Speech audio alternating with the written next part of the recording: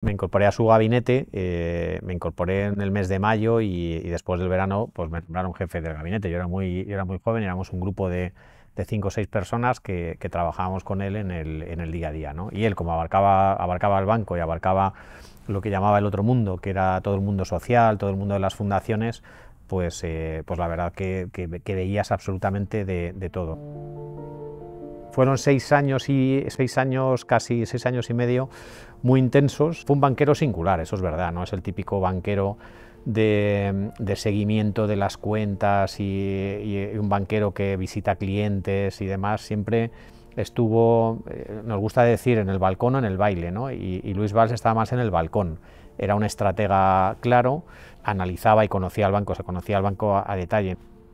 Pero era un líder ejemplar. Al final, recto, dedicado, súper serio, educadísimo y muy atento con todo el mundo. Es decir, si era San Pedro, pues entraba, en vez de entrar por el garaje, entraba por la puerta del edificio Beatriz a felicitar a Pedro, que trabajaba en la recepción y que ha trabajado muchísimos años, ¿no? Ese tipo de detalles, claro, la gente se la ganaba. Llevaba una vida profesional muy curiosa. Él estaba en Madrid lunes y martes, normalmente comía 2 veces, comía los lunes a la 1:30 y luego a las 3, y el martes a la 1:30 a las 3. Entonces hacía así como que estaba 4 días en Madrid, ¿no? Y solía comer lo mismo, siempre, media de judías verdes y merluza. Y así hacía 4 días. Nos íbamos el martes por la tarde y claro, yo ya tengo una edad, nos íbamos con maletas, nos llevábamos 7, 8 o 10 maletas llenas de papeles. No había internet en aquella época, ¿no? Llegábamos a San Rafael, había una mesa enorme que le llamamos la mesa del desembarco, y yo le hacía montañas, ¿no? Pues esto es de inmuebles, esto es de riesgos, esto es de la dirección comercial, esto es...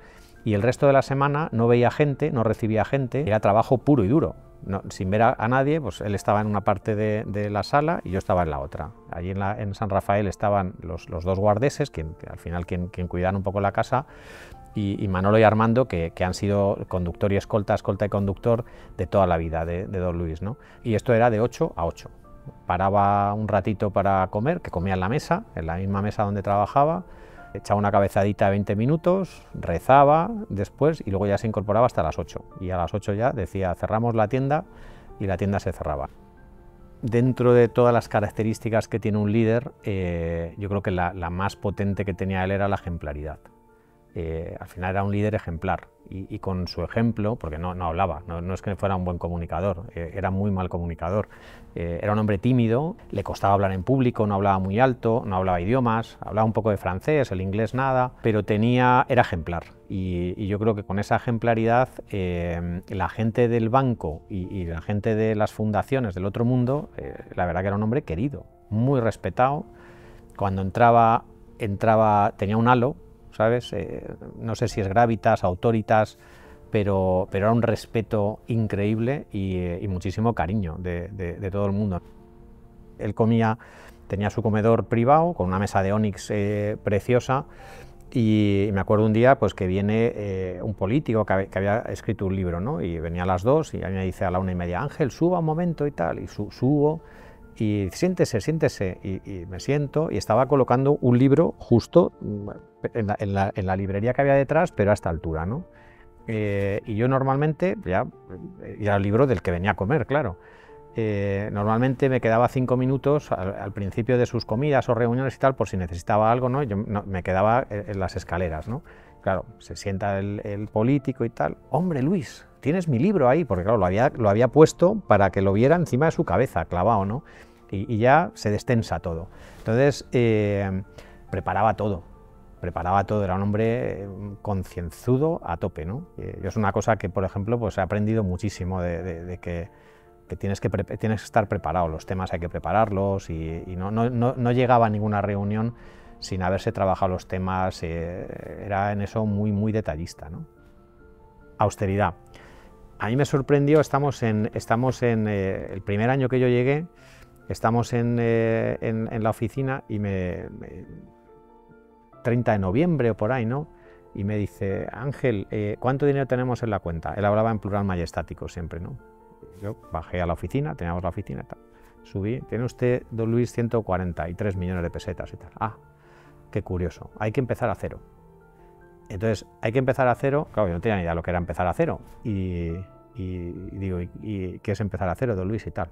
No, hay que ayudar. Hay que este dinero, tenemos que empezar, en enero esto tiene que estar a cero. Y donaba todo. Entonces, yo flipé, claro, yo aluciné. Porque tú imagínate cuando eres joven, que estás en la edad de acumular, que te quieres comprar un coche mejor, una casa, un reloj, no sé qué y tal, a mí me marcó mucho. Era muy austero, nunca llevó un Rolex. Yo le regalé un Casio que me costó 1.500 pesetas de plástico. Nunca llevó un maletín, llevaba una bolsa de un congreso, esa me la regaló mi padre, a mí se la regalé y le encantó porque tenía muchos bolsillos, pero era de un congreso de astrología, que claro, tú le veías en las fotos con una bolsa gris de plástico, ¿no? Porque no llevaba nada de piel y tal, y yo decía, joder, es alucinante. Él siempre empezaba las frases cuando te quería decir que había que hacer esto, ¿no? Sería conveniente. Siempre era un approach muy cercano, pero vamos, estábamos todos en primer tiempo de saludo. Pero es verdad, él ejercía el mando con la influencia. Sí, yo nunca le vi gritar, alzar la voz, dar una orden, una instrucción directa. Era muy hábil, era muy hábil en ese sentido. Parecía que el otro tomaba la decisión, pero la decisión estaba tomada. Estaba muy obsesionado con los mandos intermedios, ¿no? Entonces siempre decía que entre el director de oficina, que a él, el Popular, era un banco muy bueno, muy bien gestionado, sobre todo la etapa de Luis Valls, pero era un banco pequeño. Entonces entre el director y él decía que no tenía que haber muchos estamentos.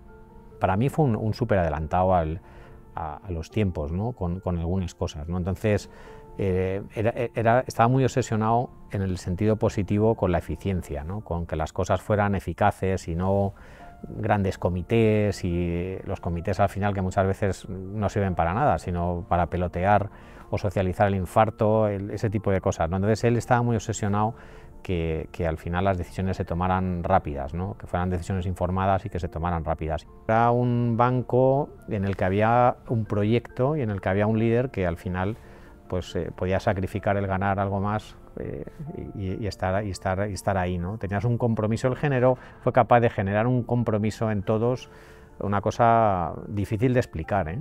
Pero la verdad la cultura era fortísima y la gente quería el banco.